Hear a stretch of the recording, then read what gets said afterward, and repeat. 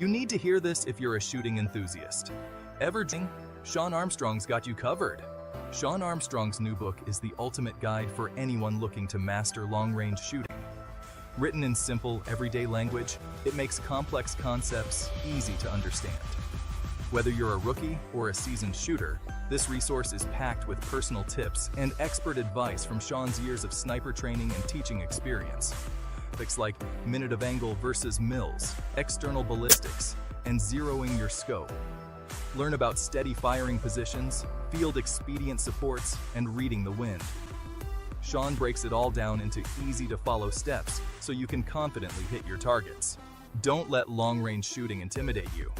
With Sean Armstrong's guidance, you'll be mastering the fundamentals and impressing your friends at the range in no time. Ready to take your shooting skills to the next level? Grab your copy today.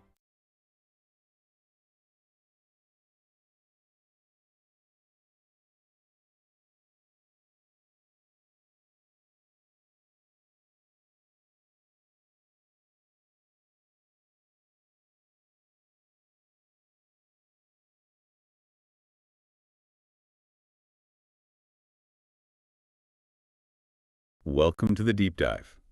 Today we're really digging into a mountain of material, pulling out the crucial insights about American citizenship, and specifically the powerful forces that seem to be rocking its very foundations right now. Yeah, there's a lot going on. Our mission for this deep dive is pretty clear.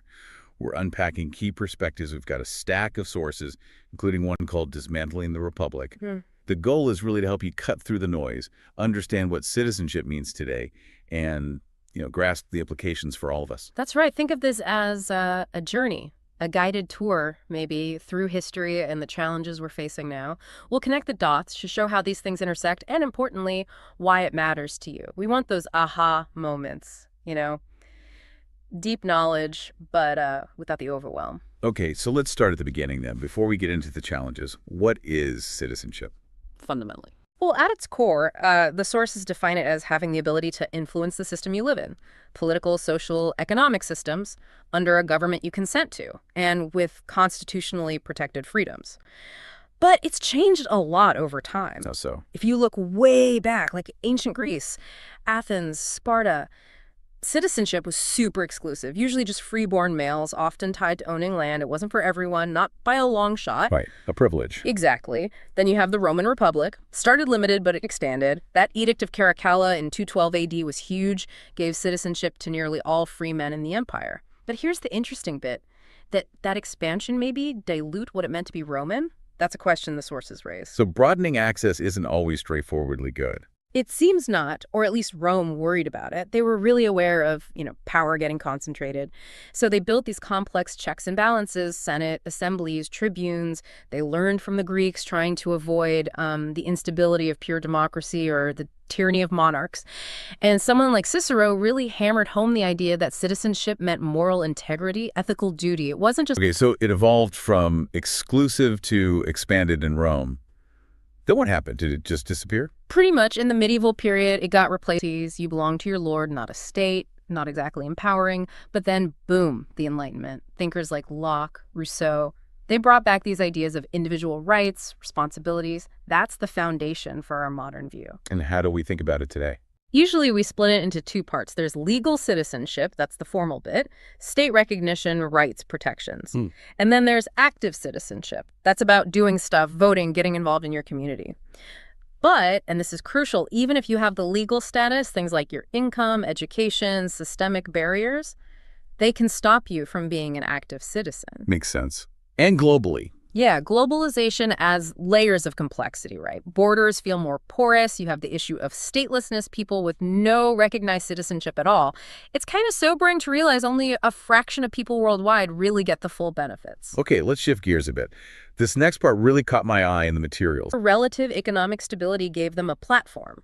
So given how important this group is, what happens when it starts shrinking? What are the ripple effects we're seeing? Well, the data points to what some are calling a silent crisis. It's reshaping America. We saw middle-class incomes basically stagnate between 2007 and 2017. Nominally, yeah, maybe a tiny increase, like 6.7% median household income. But factor in inflation. Purchasing power actually declined. Meanwhile, costs for essentials just exploded. Like what? Healthcare premiums went up roughly 30% in that decade, college tuition, over 30% increase at public four-year schools, and housing. Wow. Median home price jumped from around $173,000 in 2012 to $1,000 by 2021. That's staggering. What about actually owning a home? That used to be the bedrock of middle-class security. Exactly. And homeownership rates have dipped, peaked around to 63% by 2017. It's driven by those crazy prices in places where the jobs are, like San Francisco, $1.5 million median home price, or New York City rent, forget about it. Plus, lending got tighter after the 2008 crash, and this hits wealth building, especially passing wealth down generations. It makes it harder. And this ties into worries about wealth concentration. Absolutely.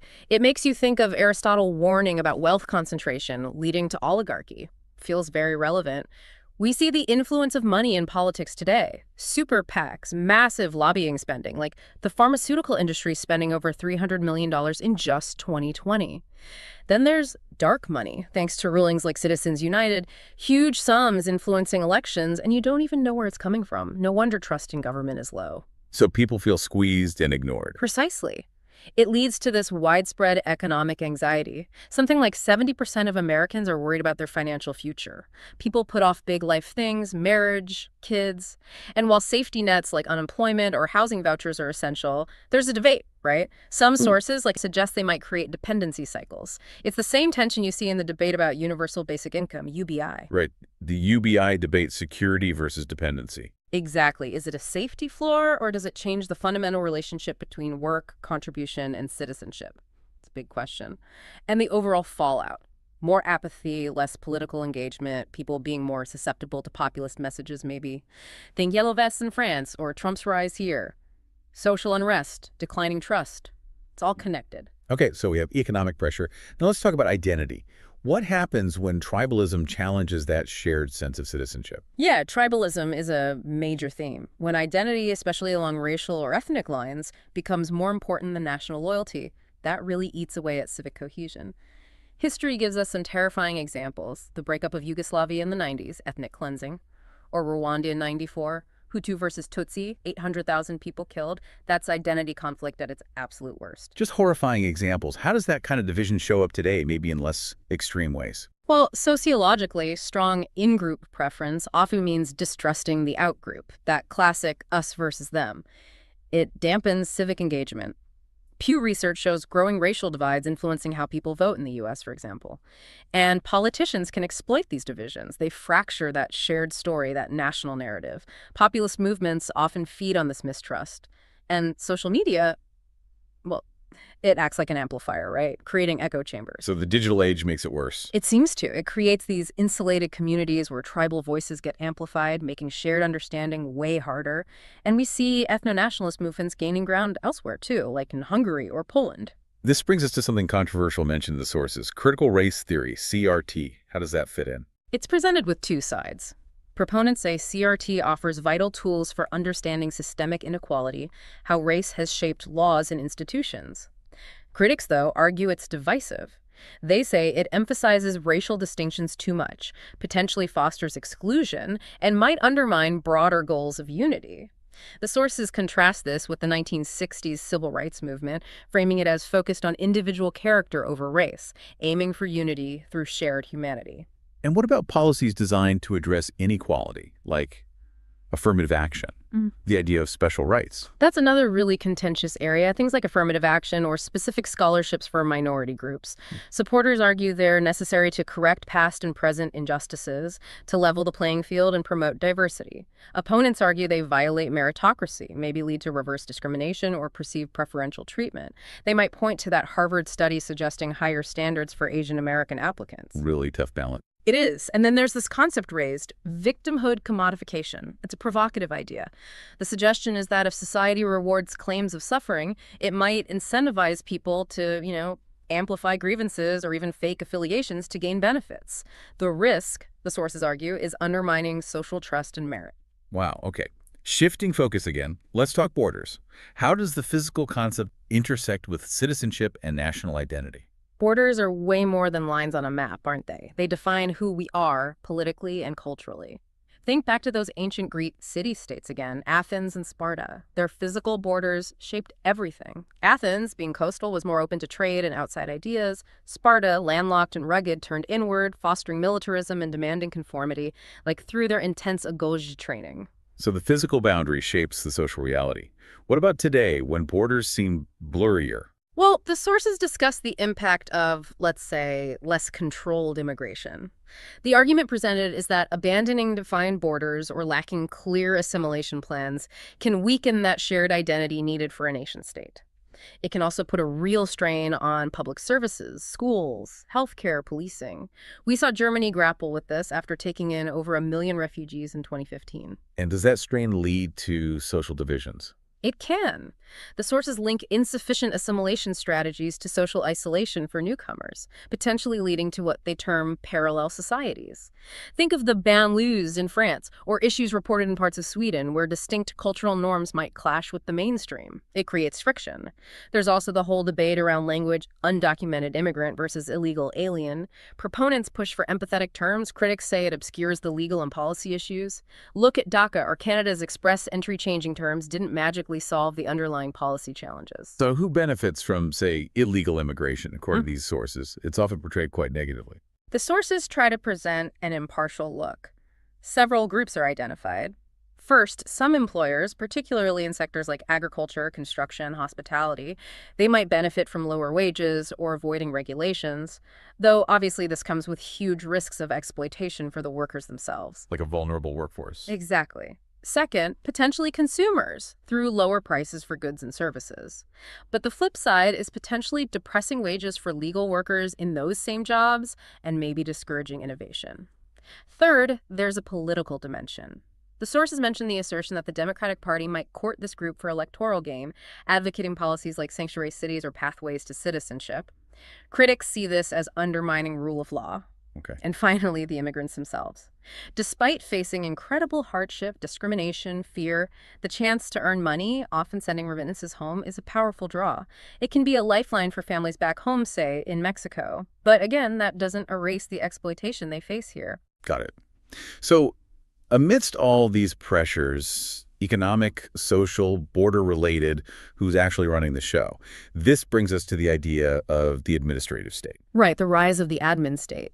This describes a really significant shift where power has sort of quietly moved from citizens and elected officials towards bureaucratic experts, unelected ones. It wasn't overnight. It started way back in the progressive era, late 1800s, early 1900s. Reformers thought trained professionals could manage complex problems better, so we got agencies like the Federal Reserve. But the side effect was sometimes sidelining public opinion, maybe laying groundwork for overreach. Prohibition is sometimes cited as an example. So it grew gradually. Yeah, in waves. The Great Depression brought the New Deal, huge expansion of federal programs, setting precedents for government safety nets. World War II expanded bureaucracy further for the war effort, reinforcing the idea that bureaucracy could be efficient. Then the 1960s Great Society programs added more federal agencies tackling poverty and civil rights. Each step expanded that administrative layer. And this connects to the idea of the deep state. That's the term used, yeah. It refers to this idea of an informal network within government operating somewhat independently from elected leaders. Examples cited include past CIA covert actions or Edward Snowden's NSA revelations about mass surveillance. Things like that really damaged public trust. Remember that poll? Only 35% trust in government officials in 2020. When policy feels like it's being made by unelected people, maybe prioritizing institutional goals over what the public wants, well, people feel disillusioned. Disengaged. Feels like power is slipping away from the citizen. That's the concern. And it leads to this issue of usurpation of powers, where agencies start doing things that traditionally belong to different branches of government. The EPA is used as an example. It makes regulations like Congress does. It enforces them like the executive branch, and it adjudicates disputes like the courts. When one agency does all three, it weakens those checks and balances. There are also concerns about resources, like the EPA having SWAT teams. Does that make sense? Or does it divert funds from, say, education or research and just create mistrust? How does this square with the original constitutional ideas? Well, the founders were wary of centralized power, right? Madison wrote about it in the Federalist Papers. They wanted localized governance, individual freedoms protected by the Bill of Rights. Today, you see debates that touch this nerve. Abolishing the Electoral College, reforming the Supreme Court, packing the court.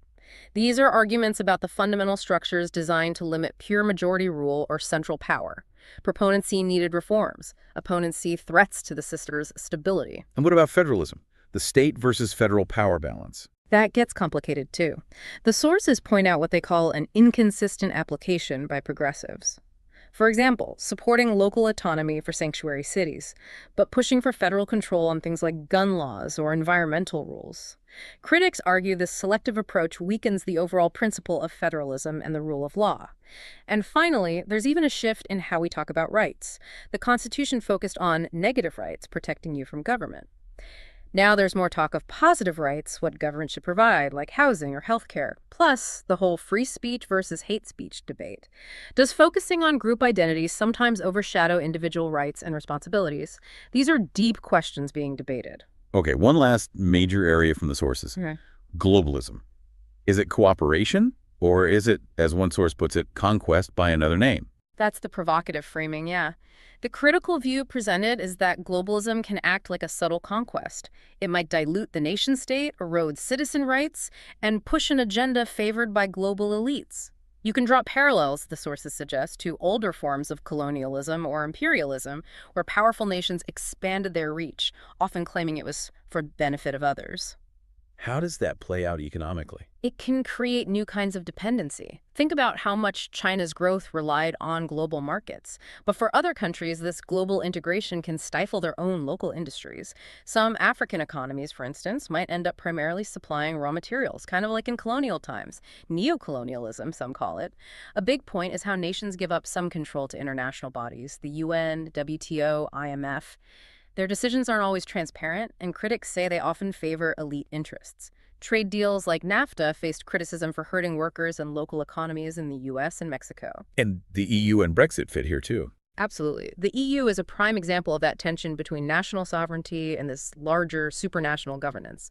Brexit was a huge visible pushback against that trend. Is it just economic or cultural, too? There's definitely a cultural dimension. The spread of global brands, Hollywood movies, fast food. It can lead to a kind of cultural homogenization. Critics worry this marginalizes local traditions, languages. They see it as a form of cultural imperialism.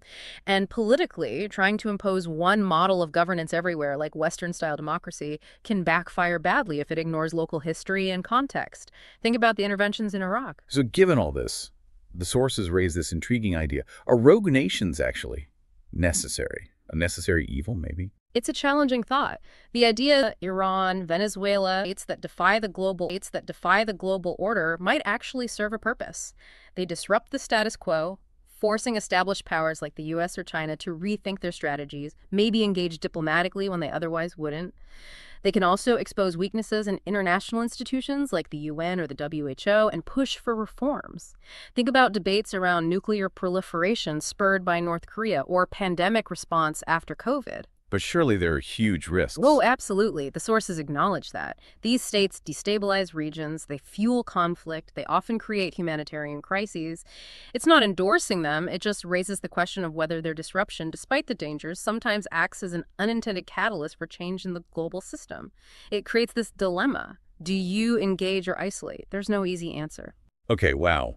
We have covered a lot of ground here. We've unpacked these really profound forces challenging American citizenship, the erosion of the middle class, this rise of tribalism, the questions around borders, the growth of the administrative state, and these complex dynamics of globalism. It really paints a picture, doesn't it? And it leads back to that question from the sources. Is American citizenship basically a patient on life support? The challenges are huge, no doubt. But the material also suggests hope isn't lost. It emphasizes the power of active citizenship. For you, for everyone listening. So what can people actually do? Well, the sources point to things like vigilance, building constitutional values, maybe through groups like the ACLU, or just defending free speech, prioritizing civic education programs like We the People get mentioned, and crucially, collective action. Think about the impact of movements like the Women's March or Black Lives Matter. Grassroots engagement matters. So the future isn't set in stone. Not at all. The takeaway from the sources seems to be that it hinges on this interplay, this constant back and forth between the protections we have in our institutions and the activism that comes from the ground up. Ultimately, it's about how citizens, how you choose to engage and shape those economic, social, and political structures. That's the final thought to leave you with.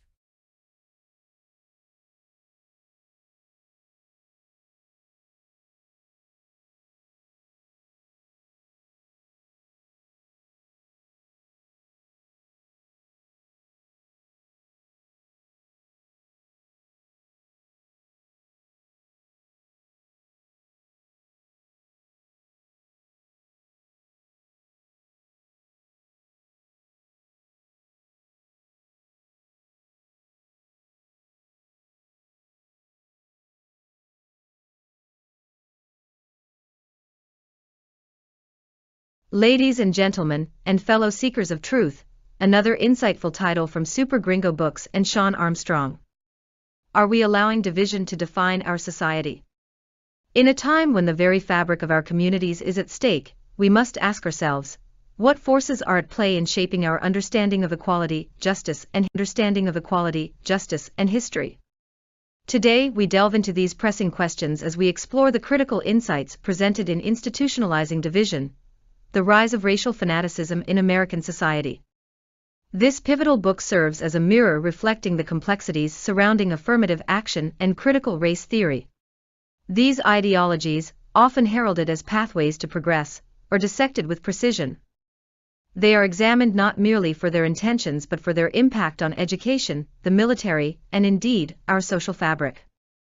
Let us consider this: are these frameworks truly unifying forces? Or do they create divides that pit one group against another? As we navigate through this discourse, let's remember that knowledge is power. It can either illuminate or obscure the path ahead. In our classrooms today, are we genuinely teaching history, or are we rewriting it? The call for transparency in education has never been more urgent. We must advocate for merit over identity, not because identity does not matter but because it should not be the sole lens through which we view potential and capability. Think back to the words of Martin Luther King Jr., who dreamt of a world where individuals would be judged by the content of their character rather than the color of their skin. Are we moving closer to that dream, or drifting further away? We cannot afford complacency. We must engage in meaningful conversations about these ideologies. By doing so, we empower ourselves with knowledge, the antidote to division. Today, I invite you to join this conversation. Explore thoughts. Look for just $7.50 each. Visit Google Play today to get your copy. Don't let division take root. Empower yourself with knowledge that can foster unity rather than discord.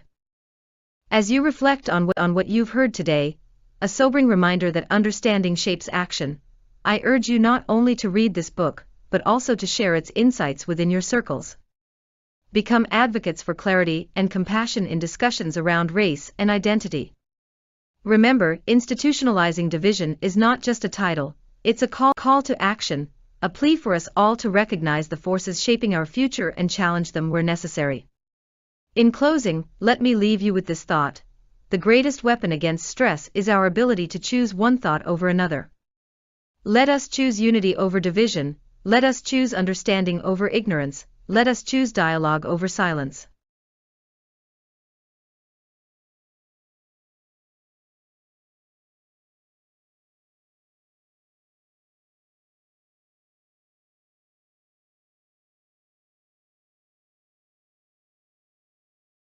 I don't think people understand just how thrilling long-range shooting can be. Let's unlock the secrets together. Mastering long-range shooting isn't just about pulling the trigger. It's about understanding the math, the science, and the mindset behind every shot.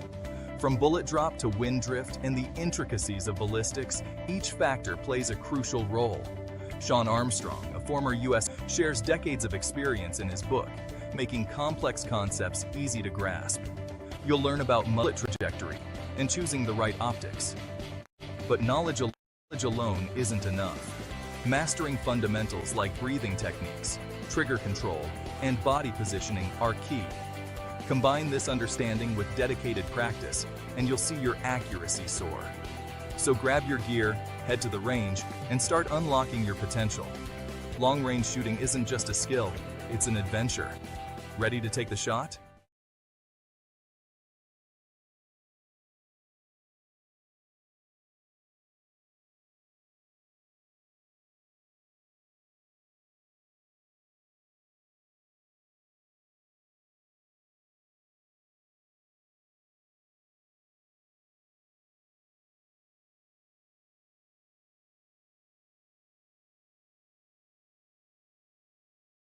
Chapter 1. From Articles to Constitution. The Evolution of American Federalism in the Federalist Papers. The Federalist Papers. Hamilton, Jay, and Madison's Appeal to Ratification of the Constitution. Introduction. In the aftermath of the American Revolutionary War, the young United States faced significant challenges regarding the governance and organizational structure of its political system. The Articles of Confederation had proven inadequate, leading to calls for a stronger framework. Amidst this turmoil, Alexander Hamilton, John Jay, and James Madison emerged as key figures in advocating for the ratification of the United States Constitution through a series of essays collectively known as the Federalist Papers. Published between 1787 and 1788, these essays served not only as a basis for public persuasion, but also as foundational texts that shaped American political thought. Historical background. The Federalist Papers arose during a period of great turmoil. The shortcomings of the Articles of Confederation became apparent, hampering federal power and leading to economic disorganization, interstate conflict, and vulnerability to external threats. The Philadelphia Convention of 1787 was convened to revise the Articles. However, it became clear that a new constitution was needed to create a more effective governmental structure. The debates surrounding the new constitution became heated and polarized, with one faction supporting its ratification, the Federalists, and another opposing it, the Anti-Federalists. The Federalists argued that a strong central government was necessary as a response to the weaknesses of the Articles of Confederation. Conversely, the Anti-Federalists feared that a strong national government would lead to tyranny and erode states' rights. It was in this conflicting context that Hamilton, Jay, and Madison decided to publish a series of papers intended to convince the public of the merits of the proposed Constitution. Key figures. Alexander Hamilton, a staunch advocate of a strong central government, played a crucial role in the creation of the Federalist Papers. He wrote the bulk of the essays, effectively communicating complex political ideas in easy-to-understand terms. Hamilton's background as a prominent lawyer and his experience in the Continental Army gave him unique perspectives on the practical needs of governance. John Jay, who later became the first Chief Justice of the United States, contributed a smaller but important number of essays. French, his concern for foreign affairs and the need for a unified national government reflected his understanding of international relations and the threats to the new nation. James Madison, often called the father of the Constitution, brought a wealth of knowledge and experience to the project. His deep understanding of governance and political theory played a key role in articulating the need for checks and balances within the new framework. Madison's views were particularly significant because they sought to address the concerns of the Anti-Federalists, while also advocating for a stronger national government. Positive aspects of the Federalist Papers. The Federalist Papers served several important functions that positively impacted American political discourse and the ratification process. They vigorously defended the provisions of the Constitution, emphasizing the importance of a strong central government to prevent the anarchy that reigned under the Articles of Confederation. For example,